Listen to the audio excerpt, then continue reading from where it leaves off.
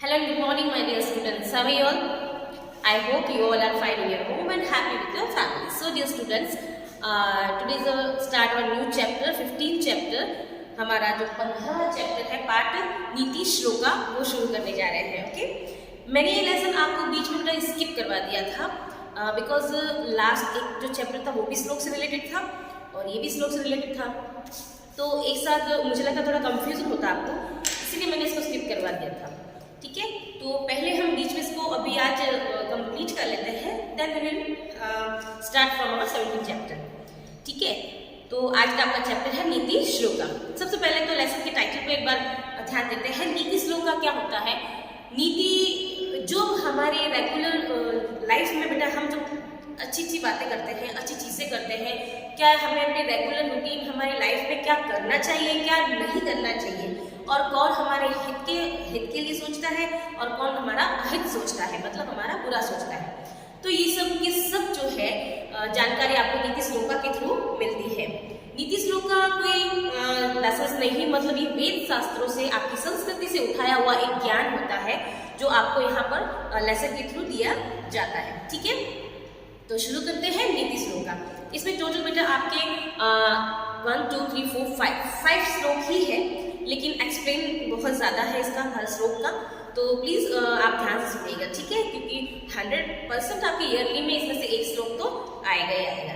Okay, first आपका श्लोक है येषा न विद्या न तपो न दानम ज्ञानम न शीलम न गुणो न धर्म ते मृत्यु लोके भुवि भारभूता मनुष्य रूपेण मृगास चरन्ति. बहुत ही अच्छा श्लोक है ये. तो पहले लाइन से स्टार्ट करेंगे हम कि येषा न विद्या न तपो न दानम, जिसके पास न विद्या है न तप है. तप का मतलब जिसके पास भक्ति करने या भगवान का नाम लेने के लिए भी समय नहीं है, न दानम, और जिसके पास दान करने की शक्ति नहीं है. मतलब कोई किसी को, कोई इंसान होता है ना जिसके पास बहुत सारा पैसा होता है लेकिन वो 1 रुपया भी किसी गरीबों को दान नहीं देता है, जानवरों को दान नहीं देता, मतलब कुछ खिलाता भी नहीं है, तो उस इंसान के उस पैसों का कोई मतलब ही नहीं रह जाता है ना. तो जिसके पास न विद्या है न तप है मतलब भक्ति है और न ही दान है. ज्ञानम न शीलम न गुणो न धर्म, न उसके पास ज्ञान है, ज्ञान मतलब बिल्कुल वो अनपढ़ है, कुछ भी तरह का कोई भी नॉलेज नहीं है जिसके पास, न शीलम और न गुणो न धर्म, न शील है, ठीक है, न क्षमा करने का गुण है और न ही उसके पास कोई धर्म है. तो इन दोनों लाइनों में बहुत सारे गुण आ गए. देखो, जिसके पास न विद्या है न तप है न दान करने की शक्ति है न ज्ञान है न शील है और न ही उसके पास धर्म है. ते मृत्यु लोके भूमि भारभूता, वे मृत्यु लोके मतलब इस पृथ्वी पर क्या है? एक भार है. क्या है? वे स्वयं वो मनुष्य पृथ्वी पर क्या है? एक भार के तरह है. मनुष्य रूपेण मृगास चरन्ति, और वे इस पृथ्वी पर किस तरह से रहते हैं? जैसे एक जानवर रहता है. आप सोचो कि जानवर जो होते हैं उनके पास ऐसी कोई शक्ति या शक्ति हो भी है तो वो ये सब कुछ नहीं कर पाते. न वो धर्म कर पाते हैं, न वो दान कर पाते हैं, न वो भक्ति कर पाते हैं, न उनके पास में विद्या होती है. तो ऐसे मनुष्य जिनके पास ये सब गुण नहीं है तो वो तो उस जानवर की कैटेगरी में ही आ जाएंगे कि भाई ये तो इंसान नहीं, ये तो जानवर है ना. तो उनको क्या कहा गया है, कवि ने उनको क्या बोला है कि वे इस मनुष्य के रूप में इस जानवर की तरह धरती पर जो है वो विचरण कर रहे हैं. ओके, समझ में आ गया. नाउ मूव ऑन सेकंड श्लोक. साहित्य संगीत कला विहीन साक्षात पशु कुछ विषाणहीन तृणम न खादन्ति जीवमान तद्भाग्यम परम पशुनाम. देखो, ऊपर जो हमने श्लोक पढ़ा ये भी सेम टू सेम इसी से रिलेटेड है. जिससे देखो, साहित्य संगीत और कला, ठीक है, साहित्य संगीत कला विहीन मतलब साहित्य जिसके पास कोई किसी तरह का साहित्य मतलब पढ़ा लिखा हुआ उसने नहीं है, न संगीत है उसके पास, न संगीत का ज्ञान है और न ही उसके पास किसी प्रकार की कोई कला है. तो इन सब से रहित जो मनुष्य है वो साक्षात किसके समान है? पशु के ही समान है. लास्ट श्लोक में भी यही पढ़ा था और ये भी सिमिलर ही श्लोक है लगभग. तो वो जो मनुष्य होता है ना वो मतलब पशु के समान ही माना जाता है. वह अब देखो थर्ड जो है तृणम न खादन पुच्छ विषाण ही, पुच्छ विषाण मतलब मीरा सिंह वाला. यहाँ पे देख रहे हैं जानवरों के गाय भैंस बहुत सारे जानवरों के सिंह होते हैं. तो मतलब मतलब ऐसा इसमें कहा गया है, उनको एक उपमा दी हुई है कि वो मनुष्य कैसे बिना सींग वाले मनुष्य हैं।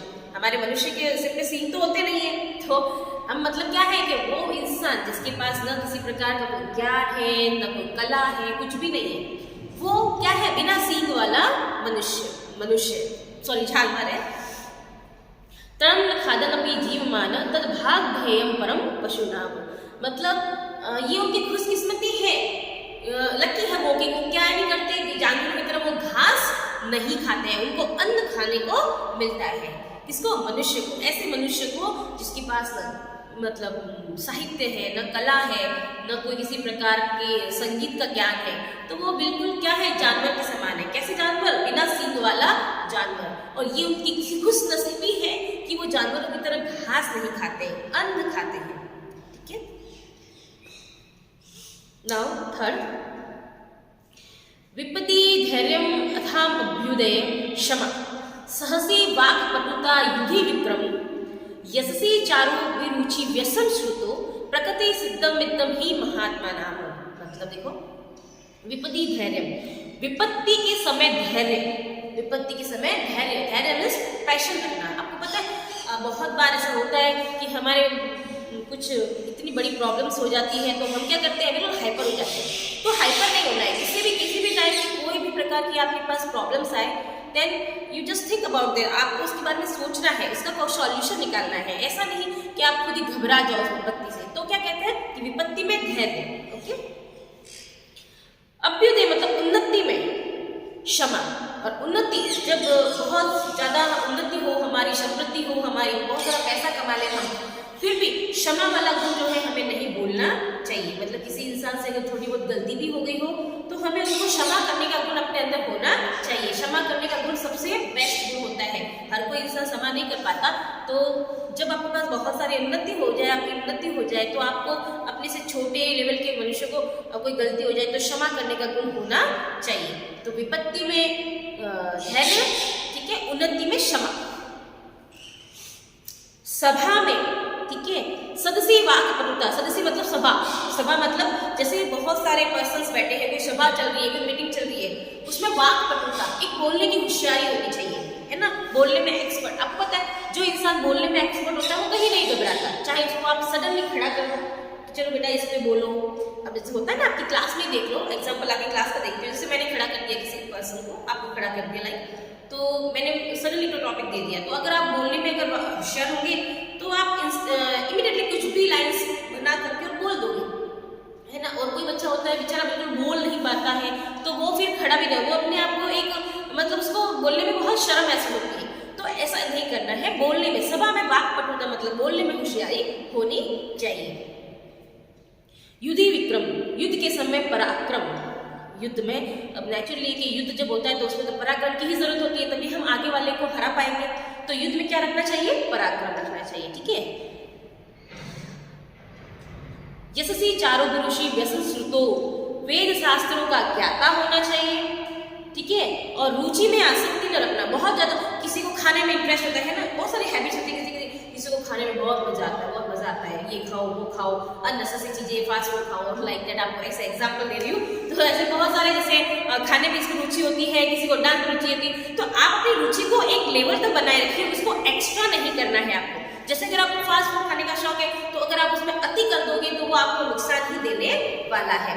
तो इसमें क्या बोला गया है कि रुचि में आसक्ति न रखना, पूरा अपने उस रुचि में ऐसे घुसना नहीं है। किसमें? खराब रुचि में। अच्छी रुचि में अगर आप घुसना चाहो तो नेचुरली घुस सकते हो। लाइक अगर आपको पढ़ने का शौक है, यू कैन रीड, आप पढ़ो।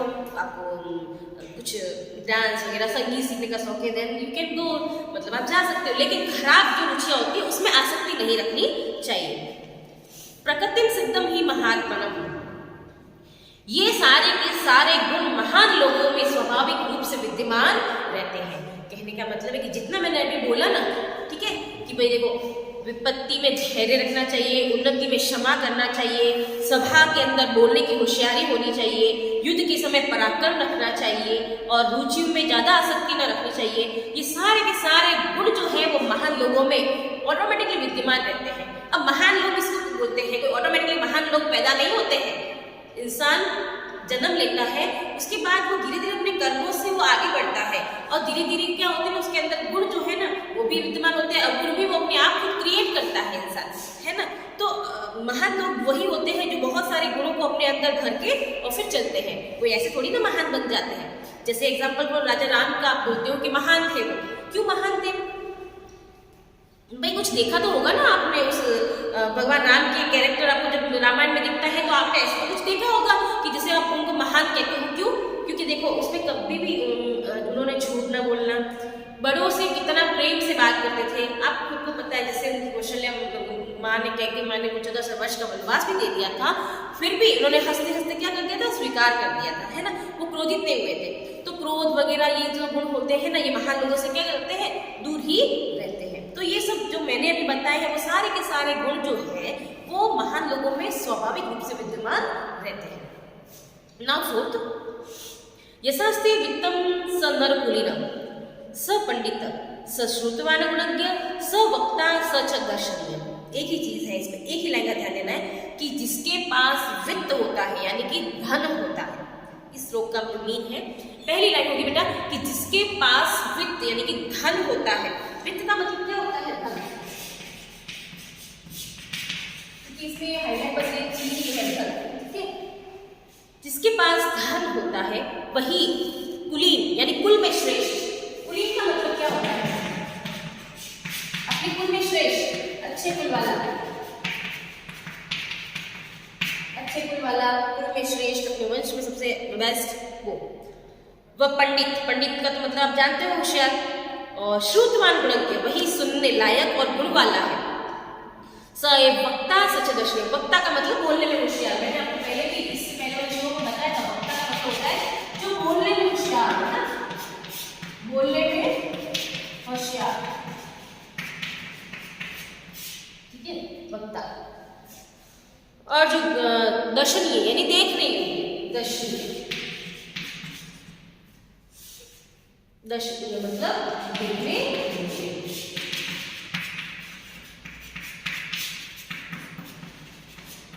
ठीक है, तो इसमें क्या है कि जिसके पास वित्त है यानी कि धन है, वह नर, वह व्यक्ति कुलीन यानी कि कुल में श्रेष्ठ है, ठीक है, वक्ता है यानी बोलने में होशियार है, पंडित है, पंडित का मतलब होनहार, और गुणज्ञ यानी गुण वाला, वक्ता यानी बोलने में होशियार, और दर्शन यानी कि देखने योग्य है, ठीक है।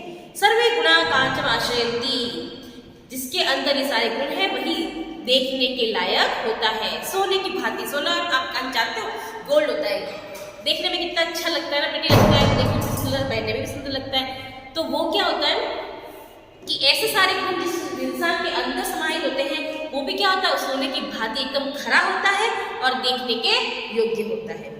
ओके, नाउ द लास्ट श्लोक है आपका भी। पापा निवार्यति योजयते हिताय गुह्यम निगुहति गुणान् प्रकटीकरोति आपतगत न च जहाति दहाति काले समित्रम लक्षणम इदं निगन्ति संतः। मतलब देखो, पापम निवार्यति, इसमें ये आपके ऊपर बहुत ही अच्छा श्लोक है आपके लिए कि हमारा एक फ्रेंड कैसा होना चाहिए। तो देखो, पापम निवार्यति, जो पाप करने से रोकता है ना, जो पाप करने से रोकता है, जो हमारे हित की सोचता है, मतलब हमारा भला सोचता है कि नहीं उसका भला होना चाहिए। कोई इंसान का होता है ना कि जाने तो ना आपने क्या करना, मतलब वो हित, दूसरों के हित नहीं सोचता, दूसरों की बुरा सोचता है। तो ऐसे बुरा सोचने वालों का कभी भगवान भला करता भी नहीं है। तो जो पाप से हमें रोकता है, पाप करने से रोकता है, जो हमारे हित के बारे में सोचता है कि किस तरह इसका अच्छा हो, हमारे गुणों को प्रकट करता है और दोषों को क्या करता है, छिपाता है। किसी के सामने होता है ना, जैसे कि कोई किसी के सामने खड़ा है, तो किसी की आप जैसे 2 पर्सन बात कर रहे हो, कोई तीसरा आया, ठीक है, तो वो आके आपके फ्रेंड के सामने आपकी बुराइयां करेगा कि ये तो छोड़ना, तो ये तो ऐसा ही है वैसा ही है, तो अच्छा नहीं ना। उसके गुणों को बताओ, क्योंकि इंसान के अंदर गुण भी होते हैं, दोष भी होते हैं, लेकिन बेटर ये है कि आप उसके गुणों को बताओ ना कि दोषों को। ऑटोमेटिकली दोष क्या हो जाएंगे, धीरे धीरे कम हो जाएंगे, है ना। तो कहने का मतलब ये है कि वो दोषों को छिपाता है, गुणों को क्या करता है, प्रकट करता है। आपत्ति आने पर, आपतगत न च जानाति दानाति काले, मतलब आपत्ति आने पर हमारा साथ कभी नहीं छोड़ता।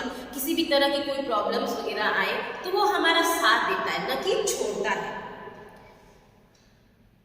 समित्रम लक्षणम निगदन्ति संतः, यही एक सच्चे मित्र के सारे लक्षण होते हैं। सच्चा मित्र कैसा होता है? जो पाप करने से रोकता है, जो हमारे हित की सोचता है, जो हमारे गुणों को प्रकट करता है, दोषों को छुपाता है, ठीक है, और आपत्ति आने पर हमारा साथ देता है, छोड़ता नहीं है। यही सारे के सारे अच्छे मित्र के लक्षण होते हैं। ठीक है बेटा, तो आपके ये 5 जो श्लोक थे वो कंप्लीट हो चुके हैं, और इसकी जो ट्रांसलेशन है वो आपको बिल्कुल लिखनी है अपनी नोटबुक के अंदर, ताकि आपको एग्जाम से पहले अगर लर्न करना हो तो आप अच्छे से उसको लर्न कर सको। तो इसकी मैं भी पिक क्लिक करके और आपको भेज दूंगी। Please you have write in the notebook, it's very compulsory. Okay, so childrens, अगर फिर भी अगर किसी श्लोक में अगर आपको कोई डाउट हो, किसी का मीनिंग समझ में नहीं आया हो, then you can ask me on Google Meet. Okay childrens, तो मिलते हैं नेक्स्ट क्लास में। Till then bye bye, have a good